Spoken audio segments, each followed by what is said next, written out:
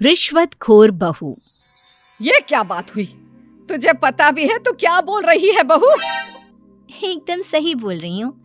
अगर आपको मुझसे अपनी इन ऐंठन भरे घुटनों की मालिश करानी है तो मुझे वो देना पड़ेगा जो मैं मांग रही हूँ। एक हाथ दो और दूसरे हाथ लो, सिंपल। बहू हूँ, इसका मतलब ये नहीं कि नौकरानियों की तरह काम करूँ। ये है अमृता और उसकी सास रेखा। अमृता एक नई नवेली बहू है जिसकी शादी कुछ दिनों पहले ही रेखा के बेटे माधव के साथ हुई है। वैसे तो अमृता दिल की बहुत अच्छी है, लेकिन वो कहते हैं ना कि खून का रंग तो दिखता ही है। बस वही डॉन की बेटी होने का रंग यहाँ अमृता में भी दिख रहा है, जो है रिश्वत लेना। जी हाँ, काम चाहे कितना भी छोटा या कितना भी बड़ा क्यों ना हो, हमारी अमृता बहू बिना रिश्वत लिए कुछ नहीं करती। चलिए देखते हैं आगे इनके साथ और क्या क्या होता है। रेखा और अमृता को लड़ते देख ससुर प्रेमचंद वहां आता है और कहता है, अरे क्या हुआ? काहे इतना तिल मिला रही हो रेखा?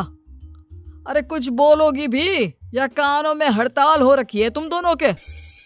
देखिए ना पापा जी, माँ जी ने मुझे कहा कि मैं उनके घुटनों की मालिश कर दूं, लेकिन उसके बदले में माँ जी मुझे वो हीरो वाला पुश्तैनी हार देने से इनकार कर रही हैं।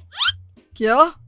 घुटनों की मालिश के लिए हीरो का पुश्तैनी हार कौन मांगता है बहू?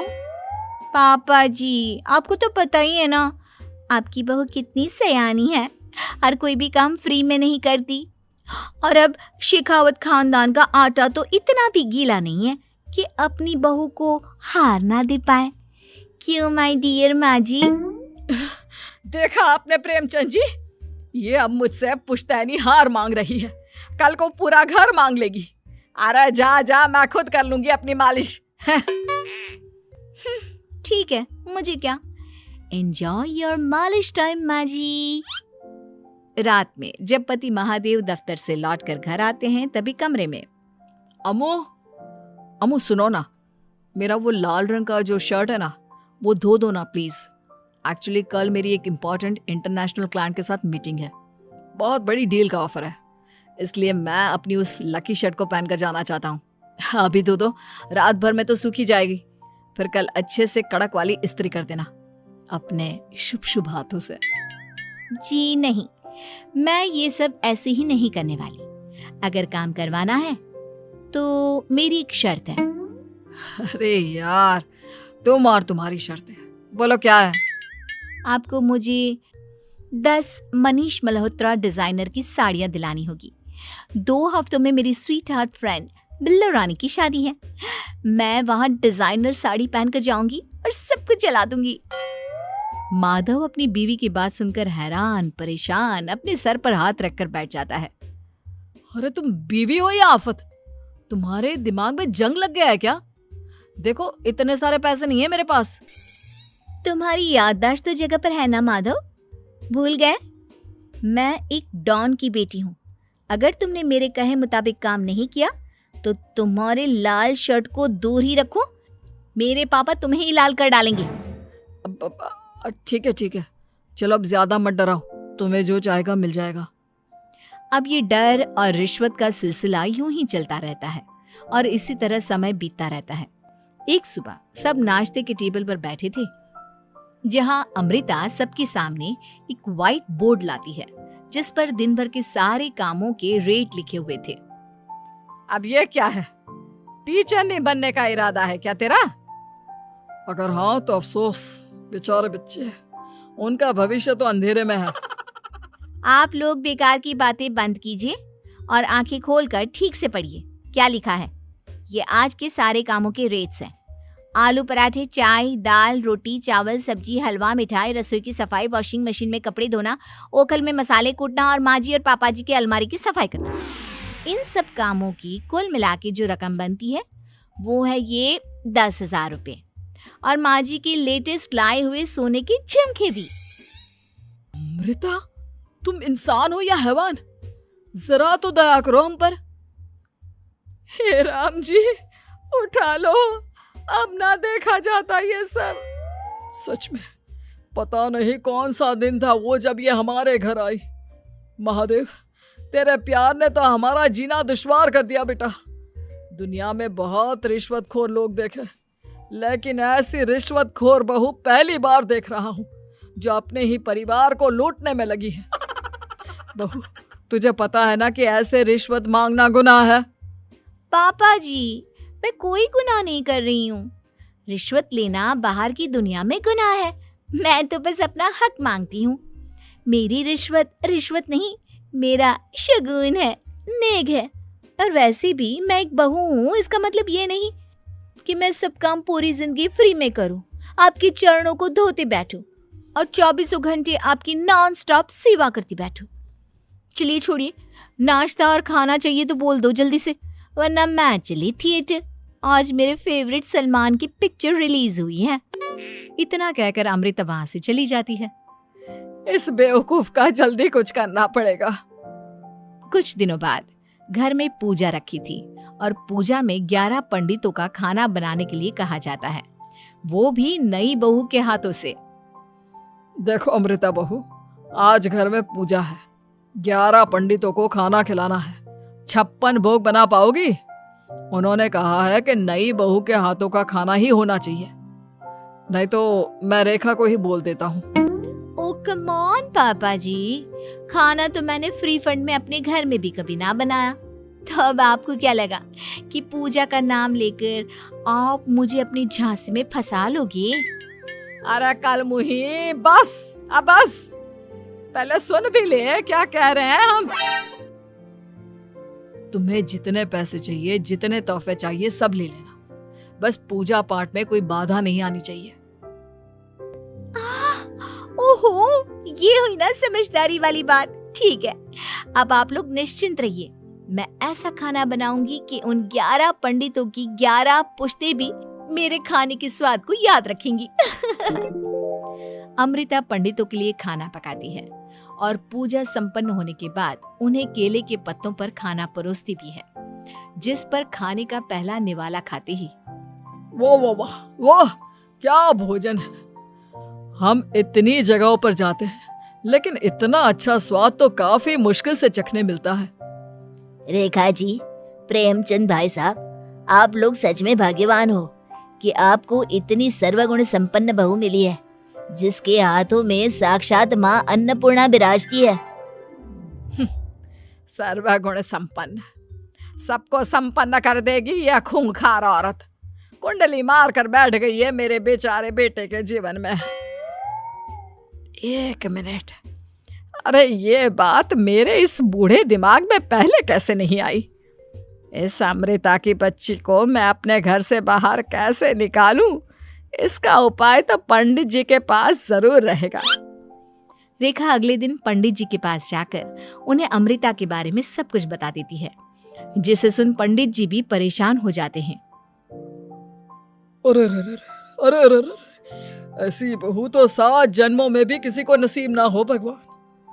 देखिए रेखा जी, आपकी रिश्वतखोर बहू और आपके बेटे की कुंडलियों को जोड़कर देखा है मैंने, लेकिन इसमें तो यही बता रहे हैं कि ये आपके जीवन से कभी नहीं जाने वाली।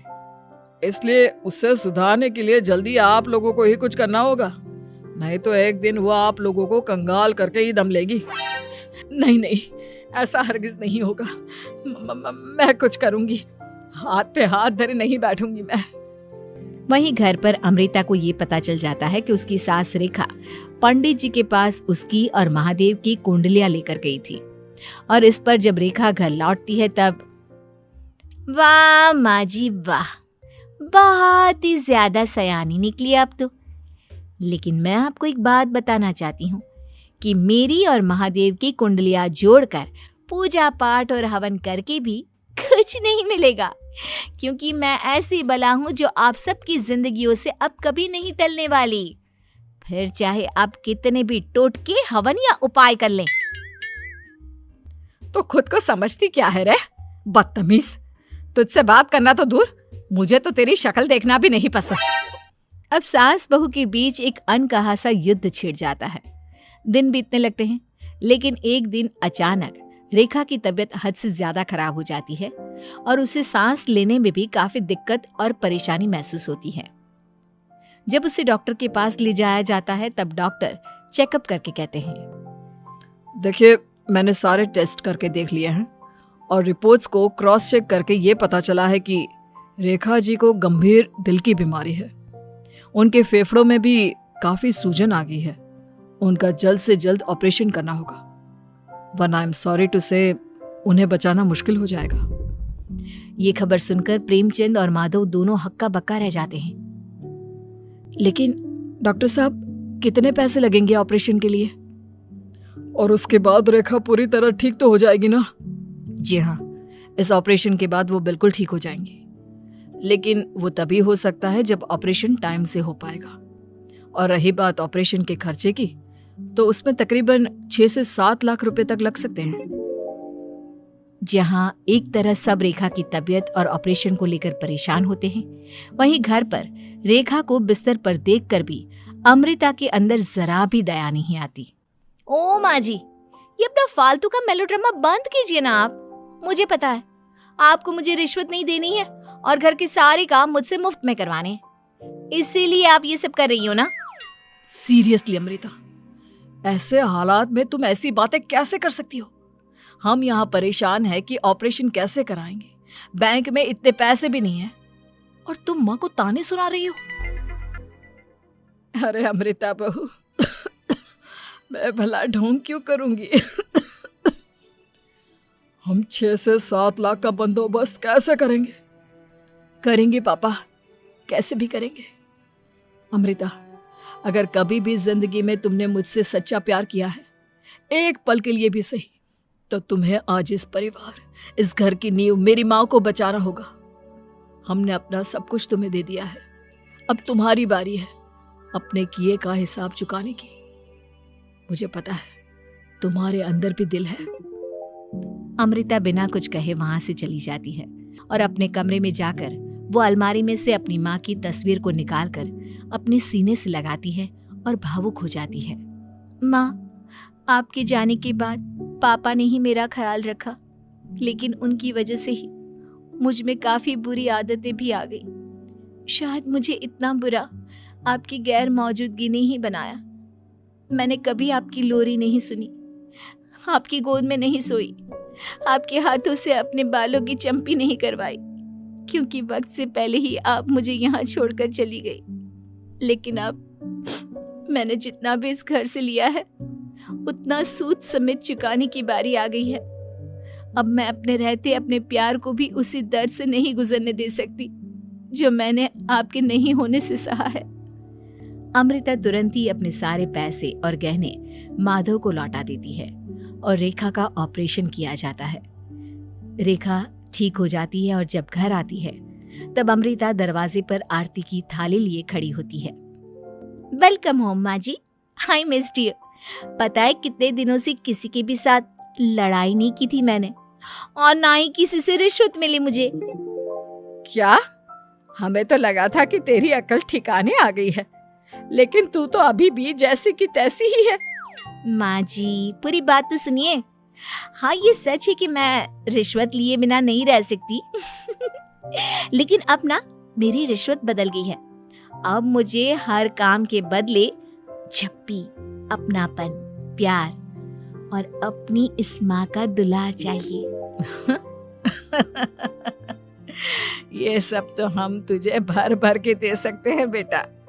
पूरा घर एक साथ अमृता को जोर की झप्पी देता है और सब हंसते मुस्कुराते घर के अंदर चले जाते हैं।